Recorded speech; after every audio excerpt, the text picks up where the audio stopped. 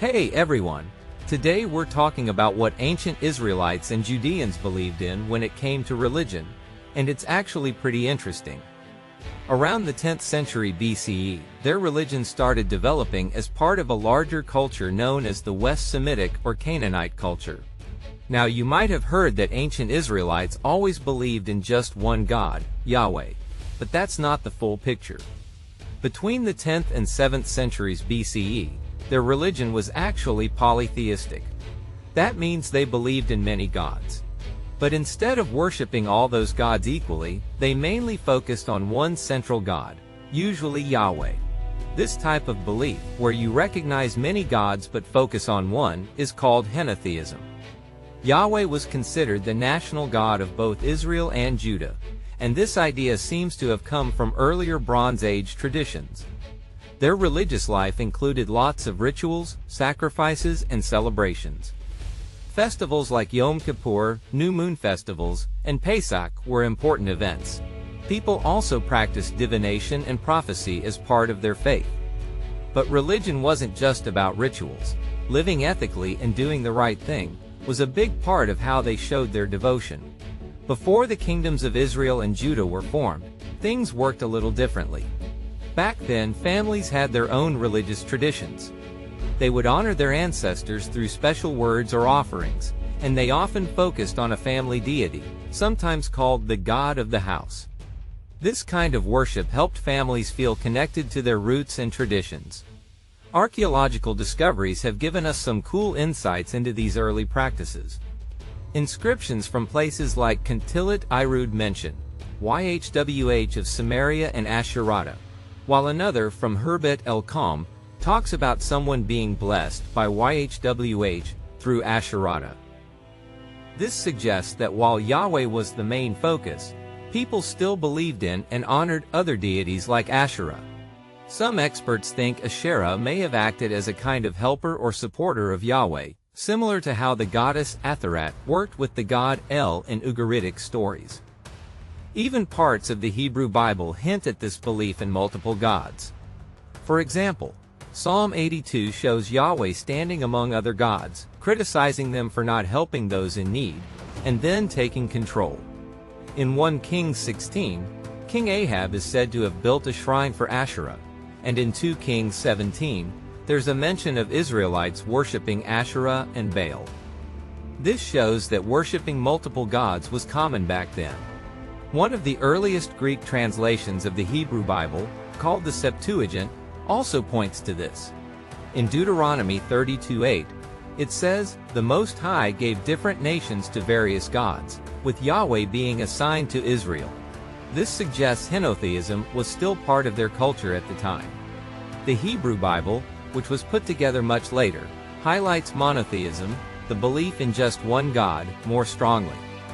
Scholars believe that by the time these texts were written between the 7th and 3rd centuries BCE, the idea of worshiping only one God had become more popular. But earlier history shows that their religious beliefs were much more complicated than that. So while the Hebrew Bible tells the story of Israelites focusing on one God, the truth is their early beliefs were more complex. And one major way they worshiped was through sacrifices. According to the book of Leviticus, there were 5 main types: burnt offering, grain offering, well-being offering, sin offering, and guilt offering. These sacrifices could vary based on what people could afford. For example, rich people could offer a bull, those with less money could give a sheep or goat, and poorer people could give a pigeon or dove. This system allowed everyone to participate in their faith, no matter their income.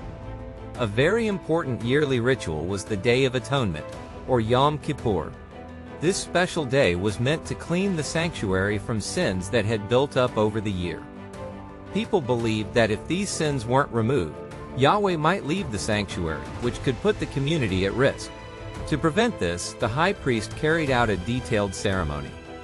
He sacrificed an animal, sprinkled its blood on the altar, and placed his hand on a goat's head. This was believed to transfer the people's sins onto the goat, which was then sent into the wilderness.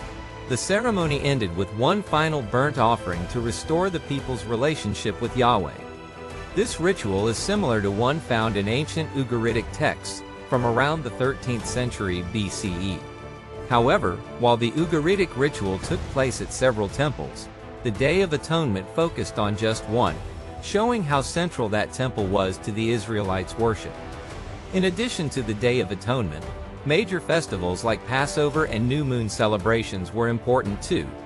These events often included sacrifices and helped people reconnect with Yahweh and celebrate key moments in their year. Besides sacrifices and festivals, some people also tried to predict the future or understand the God's will through divination. One famous story in 1 Samuel 28 tells of King Saul visiting a woman at Endor who could summon spirits. In this story, she raises the ghost of the prophet Samuel, and the act itself isn't criticized. This shows that divination was sometimes accepted. However, other parts of the Hebrew Bible, like Deuteronomy 18:10-11, strongly warn against fortune-telling, talking to spirits, or using spells. This shows that while some people practiced divination, others believed it was wrong and against Yahweh's rules. Living a moral life was also a big part of their faith. The Israelites and Judeans believed that being honest, fair, and kind wasn't just about being good. It was tied to Yahweh's presence and protection. If people acted unfairly or cruelly, Yahweh might leave the sanctuary. For example, in Amos 4:1, Yahweh warns those who mistreat the poor that bad things like droughts and food shortages could happen because they ignored kindness and fairness. In 1 Samuel 4, Yahweh's presence is said to leave the temple because of the corrupt behavior of Eli's sons. These stories taught that doing the right thing was important to keeping Yahweh's favor. The Hebrew Bible's laws in Leviticus 18-22 stress these moral rules. People who broke them risked being cut off from the people. This wasn't just a punishment, it was meant to protect the community's holiness and keep the sanctuary clean. If it became too impure, Yahweh's presence might leave, putting everyone in danger.